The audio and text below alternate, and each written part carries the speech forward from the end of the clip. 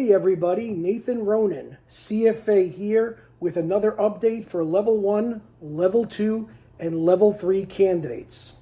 Question keeps coming in all the time via email, WhatsApp, text messages, kind of like on the theme of, hey Nathan, what do you think is the main reason candidates don't pass their CFA exam? Well, if you'd like to hear my take on it, based on 28 years of experience teaching the CFA program at all three levels, continue listening. But before you do that and you want to continue receiving these updates, press the subscribe button and the notifications button so that you can continue to receive these updates as I post them on a weekly or bi-weekly basis. Okay, well, it's exam time now, and people are preparing to either receive their results or study and to prepare for their next exam, whether it be May, August, November, February. And the question always arises, Nathan, I need to know, I want to pass this. I don't want to spend a lot of time taking Level 1 or Level 2 or Level 3. What's that silver bullet that's going to make me pass? How do I prevent from failing? So what's the number one reason or the number one trap candidates fail their exams? Because I want to avoid it. Well, to be honest with you, it's a very fair question, but it's also a difficult question to answer because there's no one reason that dominates 100% of all the cases out there. Okay? So there's a variety of reasons, from anything from the simple, people don't study, or number 2, they just gave up, or number 3, they got sick, or number 4, there was a death in the family, all kinds of personal circumstances.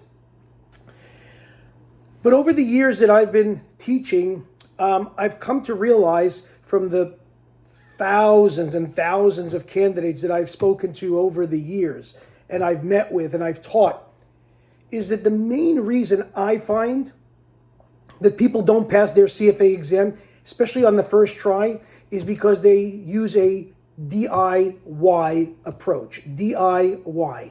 If you don't know that phrase or that acronym, that means do it yourself. Okay? They figure that they've taken exams before, nothing new here. They're good students, they got straight A's or straight A pluses or 4.0 averages in college. Every exam they've taken that they've studied for, they passed. So why should the CFA exam be any different? Yeah, I mean, I guess that I can understand that. I mean, if there's a trend in passing, so why not just assume that? But the reality is that a lot of times when you use a do-it-yourself approach, you miss things along the way. Yes, there's a learning ecosystem and a curriculum with material that you need to know. And yes, there are practice questions, and yes, there are mock exams. Okay, so I guess anybody that just does all of them should automatically pass. Well, when you use a do-it-yourself approach, and I also include a do-it-yourself approach, a variation of it. I'm just going to buy prep books, or I'm just going to buy prep videos, and I'm just going to watch them and go take the exam. A lot of times I get candidates say, Nathan, I don't want to read the curriculum. It's too long. It's too boring. I don't have time to read. I don't like to read. So I'm just going to watch videos. Can I just watch your videos and pass, or can I just watch someone else's videos and pass, or can I just read prep books? And generally the answer is, for most people, no.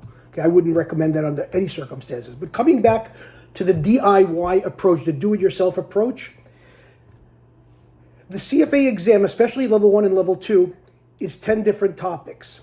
And you know what they are: ethics, quant, economics, corporate issuers, financial statement analysis, equity, fixed income, derivatives, alternative investments, and portfolio management at Level 1 and Level 2. So it's like taking 10 exams in one shot on these different topics.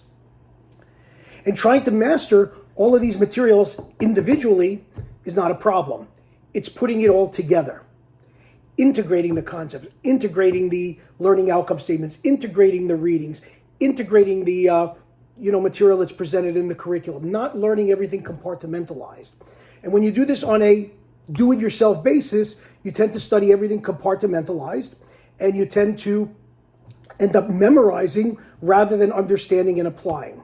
And on the exam, if it was just a pure out-of-the-book questions, fill in the blank, that approach might work. But it's not. The Level 1, the Level 2, and the Level 3, whether they're multiple choice questions, item sets, or a combination of constructed responses, i.e. essays, and item sets at Level 3, No matter what they throw at you, they are going to integrate multiple readings, multiple concepts, and multiple learning outcome statements. And a lot of the prep books and the prep videos out there also simulate the actual readings. They basically regurgitate the readings, and they just keep saying exactly what the reading's saying, realizing that you might not want to do the reading, so here's something shorter. But the exam at the end of the day comes out of the learning ecosystem. So Nathan, what are you trying to tell me? I hear you. Sounds like you're going in circles. No, I'm not. I'm leading to this point. Do it yourself might work, but it's costly to just do it that approach, because if you fail, you have to retake it. And retaking it includes new registration fees, possibly new materials, and more time. Time is money. People need to learn that time is money. So what I always recommend to people is invest in your education, invest in your future, get through each exam on the first try, and work with somebody who's going to help you integrate all the material. You don't need somebody to read the book to you.